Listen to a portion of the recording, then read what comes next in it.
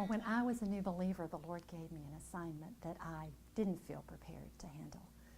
You see, it was a Thursday night. Bill, my husband, and I were attending a prayer meeting, and this gentleman came in on his way to the hospital to visit his dying mother. He essentially was just asking for traveling mercies for the family who would be flying in over the weekend to say their goodbyes to his mom. Well, when Bill and I were heading back home that night, we were both concerned that nobody prayed for the mom.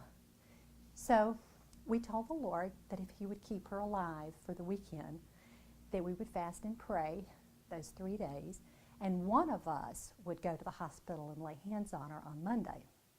Now, I thought for sure it was going to be Bill, because I was raised Methodist and we weren't taught about deliverance and healing.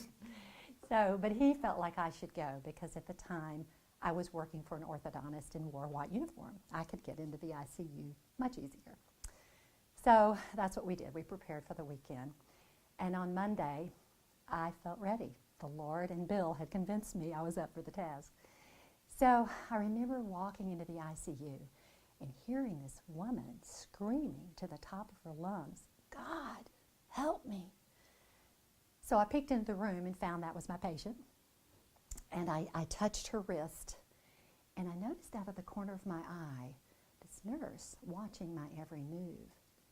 So, Lord, just give me your grace to handle this assignment. You've called me here. So I took authority over the enemy, and I asked the Lord to just bring healing and restoration to her body.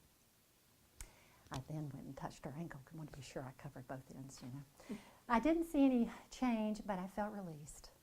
So I made my way into the waiting room to just greet the family. And I was definitely not going to tell them I'd been in their mom's room, but I just wanted to let them know we were concerned. As I was starting to leave, this nurse motioned me out into the hall and asked, "Are you a Christian? And did you pray for my patient?" And I told her I had, and she said, "Her vital signs are normal. She's resting quietly." Mm-hmm. Well, it was an awesome moment. I mean, I had just never experienced anything like that, and I just could hardly talk. We found out the week later she was transferred to a rehab hospital, and then the week after that she was home. 15 years later, when Bill and I went down to seminary in New Orleans, we called back and asked the family about her, and she was still thriving. But you know, God has used us many times over this 30 years in situations like that. They're not always the same. Sometimes healing comes gradually. Sometimes there's emotional woundedness that needs to be addressed before the healing takes place.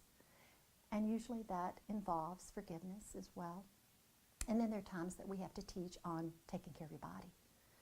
But God is always the victor, and he always provides the equipment you need for every assignment he gives.